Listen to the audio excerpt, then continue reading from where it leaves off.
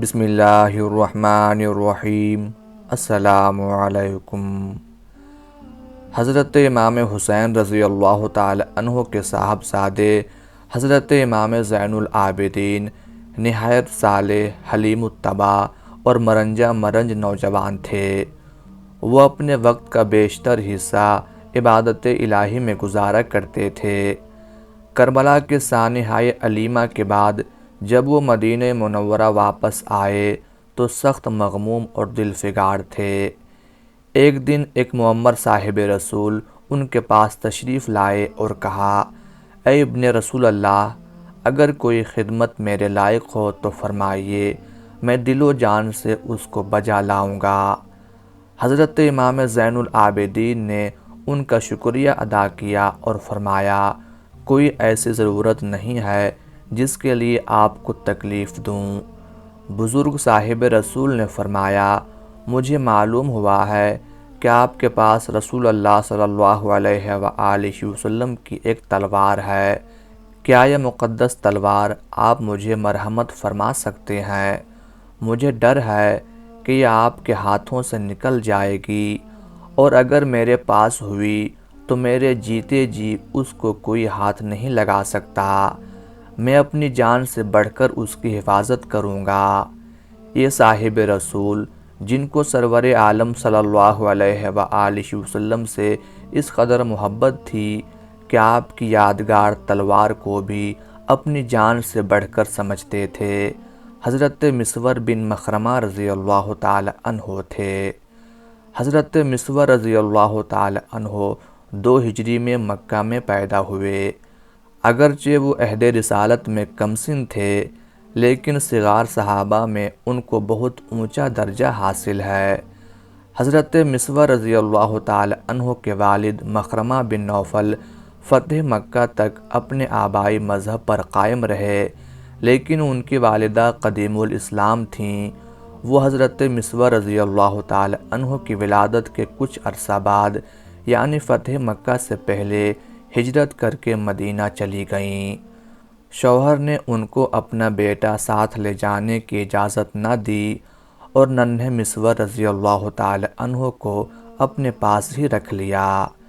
فتح مکہ کے بعد وہ سعادت اندوز اسلام ہوئے تو حضرت مسور رضی اللہ تعالی عنہ کو ساتھ لے کر مدینہ آ گئے۔ اس وقت حضرت مسور رضی اللہ تعالی عنہ کی عمر 6 برس کی تھی۔ انہوں نے 8 ہجری سے 11 ہجری تک 3 سال کا زمانہ حضور نبی کریم صلی اللہ علیہ وآلہ وسلم کے زیر عاطفت گزارا۔ حضور صلی اللہ علیہ وآلہ وسلم صحابہ کے بچوں سے بے انتہا شفقت فرمایا کرتے تھے، بلکہ غیر مسلموں کے بچے بھی آپ کی شفقت سے محروم نہ تھے۔ اس لیے بچے اکثر آپ صلی اللہ علیہ وآلہ وسلم کی خدمت میں حاضر ہوتے تھے اور آپ کے فیضان سے بہرہ یاب ہوتے تھے۔ حضور نبی کریم صلی اللہ علیہ وآلہ وسلم ان کو پیار کرتے اور تعلیم دیتے تھے۔ حضرت مسور رضی اللہ تعالی عنہ اپنے آقا صلی اللہ علیہ وآلہ وسلم کی محبت اور شفقت کے واقعات بڑے لطف و انبساط کے ساتھ لوگوں کو سنایا کرتے تھے۔ صحیح مسلم میں ان سے روایت ہے کہ میں ایک دن ایک بھاری پتھر اٹھائے ہوئے چلا آ رہا تھا کہ میرا کپڑا یعنی چادر یا تہبند کھل کر گر پڑا اور میں پتھر کے بوجھ کی وجہ سے اسے نہ اٹھا سکا۔ رسول اللہ صلی اللہ علیہ وآلہ وسلم نے مجھ کو برہنہ دیکھا تو فرمایا، پہلے کپڑا باندھ لو اور ننگے نہ چلو۔ اپنے بچپن کا ایک اور واقعہ اس طرح بیان کرتے ہیں کہ ایک دن رسول اللہ صلی اللہ علیہ وآلہ وسلم وضو فرما رہے تھے۔ میں آپ کے قریب پشت مبارک کی جانب کھڑا ہو گیا۔ اتفاقاً آپ کی پشت مبارک سے چادر ہٹ گئی اور مجھ کو خاتم نبوت کی زیارت حاصل ہو گئی۔ اتنے میں ایک یہودی قریب سے ہو کر گزرا اور مجھے اشارہ کیا کہ میں مہر نبوت سے کپڑا اٹھا دوں۔ میں نے کپڑا ہٹانا چاہا تو رسول اللہ صلی اللہ علیہ وآلہ وسلم نے اپنے دست مبارک میں پانی کا ایک چلو بھر کر میرے چہرے پر پھینکا اور میں کپڑا ہٹانے سے رک گیا۔ صحیح بخاری میں حضرت مسور رضی اللہ تعالی عنہ سے روایت ہے کہ ایک دفعہ رسول اللہ صلی اللہ علیہ وآلہ وسلم نے کچھ قبائیں تقسیم فرمائیں، مگر ان کے والد حضرت مخرمہ کو کوئی قبا نہ دی، جس پر حضرت مخرمہ نے کہا، اے میرے بیٹے، مجھے رسول اللہ صلی اللہ علیہ وآلہ وسلم کی خدمت میں لے چلو۔ چنانچہ میں ان کو ساتھ لے کر رسول اللہ صلی اللہ علیہ وآلہ وسلم کے کاشان اقدس پر پہنچا۔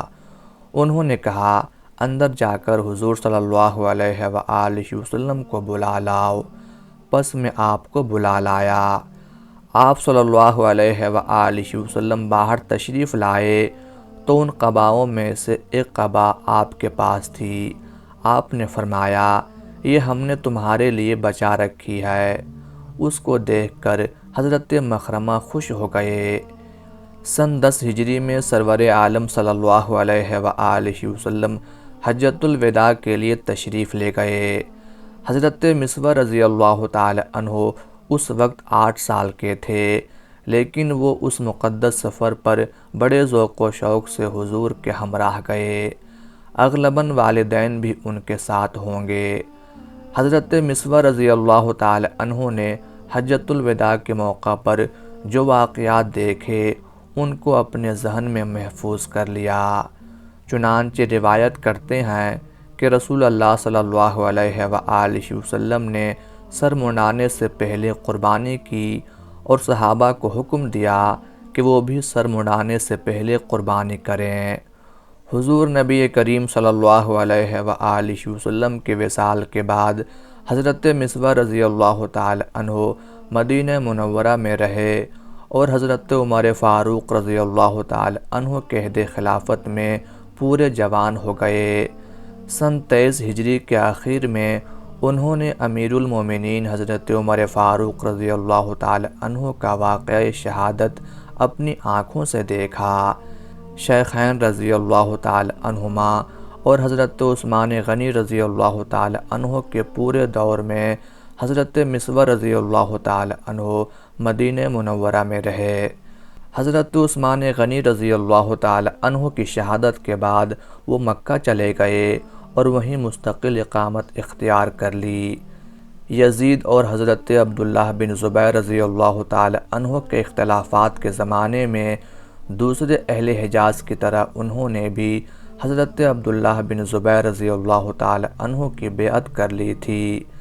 سن 64 ہجری میں شامی فوج نے حسین بن نمیر کی قیادت میں مکہ معظمہ کا محاصرہ کر لیا اور کوہ ابو قبیس پر منجنیق نصب کر کے خانہ کعبہ پر آتش باری اور سنگ باری شروع کر دی۔ حضرت عبداللہ بن زبیر رضی اللہ تعالی عنہ نے اس محاصرہ کے دوران میں کمال استقامت دکھائی اور ذرہ برابر بھی ہراساں نہ ہوئے۔ ان کی بے خوفی کا یہ عالم تھا کہ مسجد حرام میں خیمہ نصب کر رکھا تھا، نہ آتش باری کی پرواہ تھی اور نہ سنگ باری کی۔ خیمے سے اس طرح نکلتے جیسے شیر جھاڑی سے نکلتا ہے اور حتیم میں جا کر نہایت سکون سے نماز میں مشغول ہو جاتے۔ حضرت مسور بن مخرمہ رضی اللہ تعالی عنہ بھی ابن زبیر رضی اللہ تعالی عنہ کی طرح نہایت دلیر اور نڈر بزرگ تھے۔ وہ بھی ان کے ساتھ مل کر پتھروں اور آگ کی بارش میں نماز پڑھا کرتے تھے۔ ایک دن اسی طرح حتیم میں نماز پڑھ رہے تھے کہ ایک پتھر ان کے سر پر لگا اور وہ شدید زخمی ہو گئے۔ اسی صدمہ سے 5ویں دن وفات پا گئے۔ حضرت عبداللہ بن زبیر رضی اللہ تعالی عنہ نے نماز جنازہ پڑھائی اور رسول پاک صلی اللہ علیہ وآلہ وسلم کے اس شہدائی کو خاک مکہ کے سپرد کر دیا۔ امام حاکم نیشا پوری رحمۃ اللہ علیہ نے اپنی مستدرک میں لکھا ہے کہ وفات کے وقت حضرت مسور رضی اللہ تعالی عنہ کی عمر 68 برس کی تھی۔ اللہ تعالیٰ کی ان پر ہزارہ رحمتیں نازل ہوں، آمین یا رب العالمین۔